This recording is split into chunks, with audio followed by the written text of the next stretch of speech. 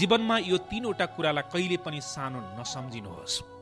यदि यो तीनवटा कुरालाई तपाईले सानो सम्झेर जीवनमा अगाडि बढ्नु भयो भने जीवनको एउटा कालखण्डमा गएर टाउकोमा हात राखेर भगवानलाई तपाईले सम्झिँदै धुरु धुरु रुनुपर्ने छ आदरणीय मन।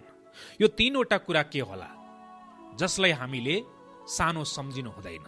पहिलो हो ऋण।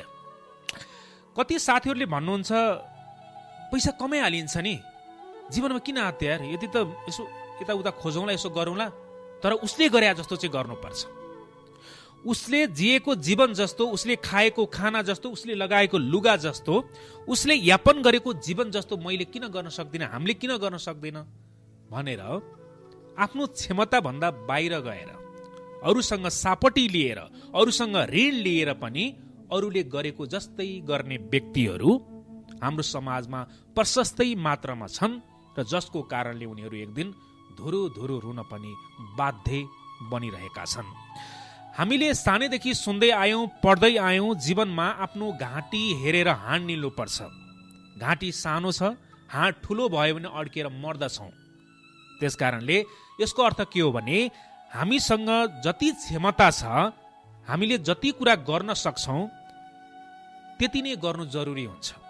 अरूले के गर्यो, अरूले के खायो, अरूले के लायो, अरू कसरी हिँडिराखेको छ, अरू कहाँ कहाँ घुम्न गए भन्दा पनि म के हो, मैले के गर्नुपर्छ, मेरो क्षमता के हो, मेरो दक्षता के हो, मेरो सिप के हो, अथवा मैले कतिसम्म खर्च गर्दाखेरि मेरो जीवनमा भोलि अप्ठ्यारो परिस्थिति आउँदैन भनेर सोच्नु एकदमै जरुरी हुन्छ। हेर्नुहोस्, धेरै साथीहरूको आज जीवन बर्बाद भएको छ।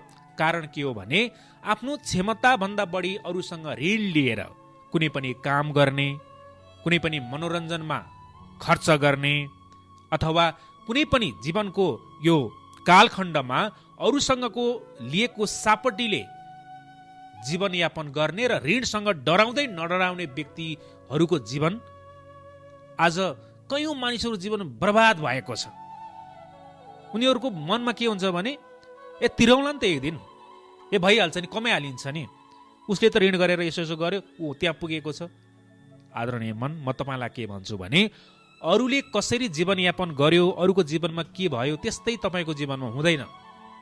अरूको कपी गर्न थाल्नु भयो भने तपाईँ न यताको न उताको हुनुहुन्छ। त्यसकारण ऋणसँग सदैव डराउनुहोस्।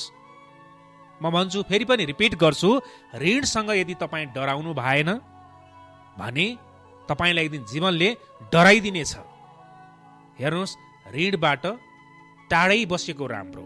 ठिक छ, सानोतिनो आफ्नो क्षमता अनुसार मैले कसैसँग यति पैसा लिएको छु, मैले यो तरिकाबाट तिर्न सक्छु भन्ने तपाईँमा आत्मबल छ भने ऋण लिनु जरुरी हुन्छ। तर बाटो नै छैन, कसरी तिर्छु भनेर तपाईँले सोच्नै सक्नु भएको छैन, तर अरूलाई देखाउनको निमित्त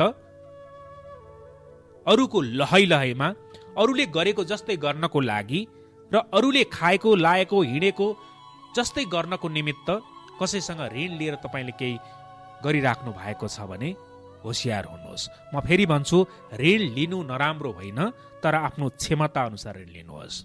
मैले कसैसँग 5 लाख ऋण लिएको छु भने मैले महिनामा यति यति कमाउँछु र मैले 1 वर्ष 2 वर्ष कहिलेसम्म तिर्न सक्ने हो, त्यो कुरा आफूलाई पहिला कन्भिन्स गर्नुहोस्। आफूले आफूलाई कन्भिन्स गर्नुहोस्। म